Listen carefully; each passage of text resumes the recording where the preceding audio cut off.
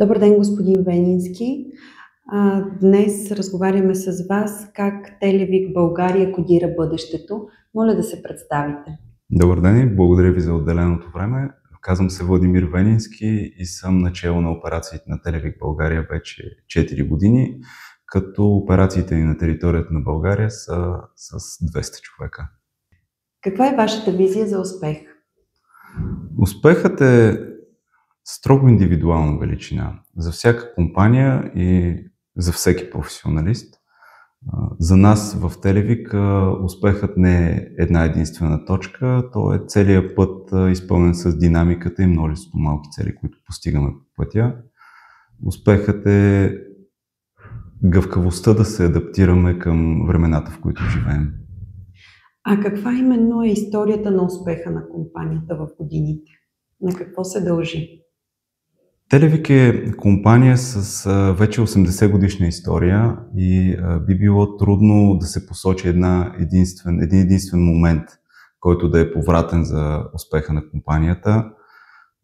Той е по-скоро баланс между стремеж към иновации, постоянни и стабилни инвестиции, умна диверсификация на пазарите и не на последно място мотивацията на екипа, който стои зад всичко това. Какво научихте от неуспехите по пътя и как те ви помогнаха да изградите по-силна компания? Неуспехите са най-естественото нещо в цикъла на развитие на една компания, по същия начин и в развитието на един професионалист. Всички имаме неуспехи, но неуспехите не са крайната точка. Те са част от пътя и са прекрасен източник на обратна връзка за това, което сме свършили и прекрасен урок за това как да се подготвим за следващия път. Можете ли да посочите добри примери за социални политики, които повишават ефективността на служителите ви и съдействат както в добрите, така и в по-сложните етапи за компанията? Социалните политики в Телевик са насочени към баланса между професионален и личен живот на служителите ни. Предоставяме гъвкаво работно време на служителите, предоставяме възможност за дистанционна работа, подкрепяме ги с допълнителна здравна грижа за себе си, организираме редица мероприятия и спортни събития, които също да допринесат за тонуса на служителите. Културата на социални политики е също доста комплексна. Тя е изградена от множество малки жестове.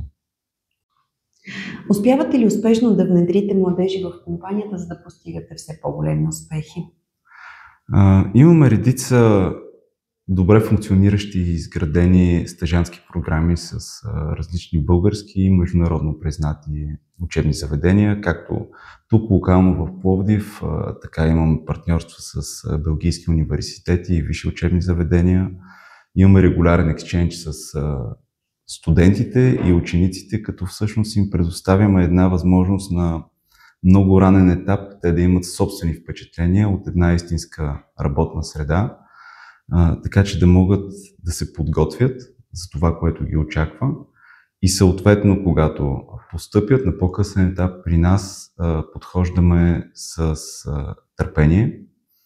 Първото е най-важното, тъй като никой не се е родил научен и на тях им е необходимо време да свикнат с новата среда и да натрупат знания.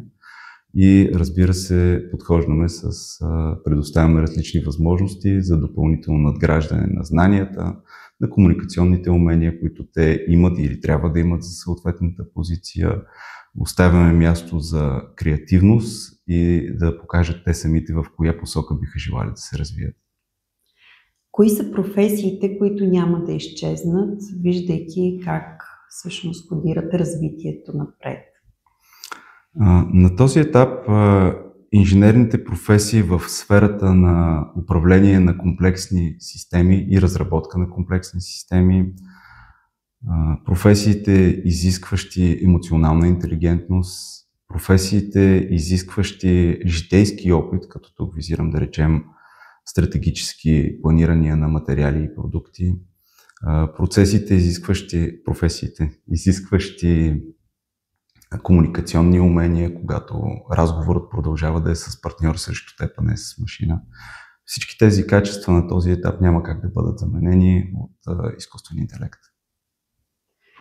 А как виждате развитието на компанията в следващите 5 години, като реализирани проекти, като визия за технологичен напредък, ESG политики, като основните продукти на компанията, които в момента произвеждате? Следващите 5 години за Телевик ще са със сигурност много динамични. Предстои ни интеграция на редица нови комуникационни системи от ново поколение с ново поколение технология. Същевременно вътрешно в компанията ние интегрираме различни тулове и способи, които улесняват и правят нашата работа далеч по-ефективна благодарение на днешните технологии. Съответно, ние сме компания, която лансира продуктите си на световните пазари и глобалните икономики са всъщност това, което определят нашата успешност. Една от най-горещите теми в момента в световен мащаб е поддръжката и разширяването на железопътните мрежи, където ние сме изключително активни с подразделение Телевик Рейл. Друга изключително важна тема днес е дигитализацията на здравеопазването и актуализирането на здравните заведения. Отново сектор, в който ние сме активни с Телевик Healthcare. Така че в следващите 5 години ще бъдат със сигурност много интензивни за компанията, а по отношение на ESG политиките, които прилагаме, ESG политиките са нещо, което е абсолютно морално задължение на всеки като човек и на всяка компания като компания, защото за компанията те означават на международния пазар едно единствено послание, а то е: ние сме тук и ще останем. Кои са основните ваши продукти, с които вие позиционирате компанията Телевик като лидер на международния пазар? Към момента Телевик е активна на 4 нишови пазара. Един нишов пазар е конферентни системи, като наши продукти могат да бъдат видяни в Белия дом, в Европейския парламент. Телевик е активна на железопътния пазар, като там ние предоставяме цялостна комуникационна и информационна система за различните влакове и мотриси. Телевик Healthcare по-своему е активна в комуникациите в здравни заведения и най-бързо развиващата се в последно време компания, част от Телевик, Телевик Education, която всъщност разработва дигитални платформи за e-learning. Така че сами по себе си в 4-те ниши, в които участваме, ние вече сме част от лидерите. Това е чудесно и с представянето на вашите практики, визия и реални примери, така подкрепяме развитието на младежите като ценни кадри и бъдещи специалисти, като се надявам, че този разговор е още една крачка към по-добра свързаност между бизнеса и младите хора, вдъхновявайки ги да вярват, че успехът е постижим, когато има посока, подкрепа и устойчиви ценности и те могат да кодират бъдещето заедно с вас. Благодаря ви за участието, господин Венински. Благодаря ви за отделеното време.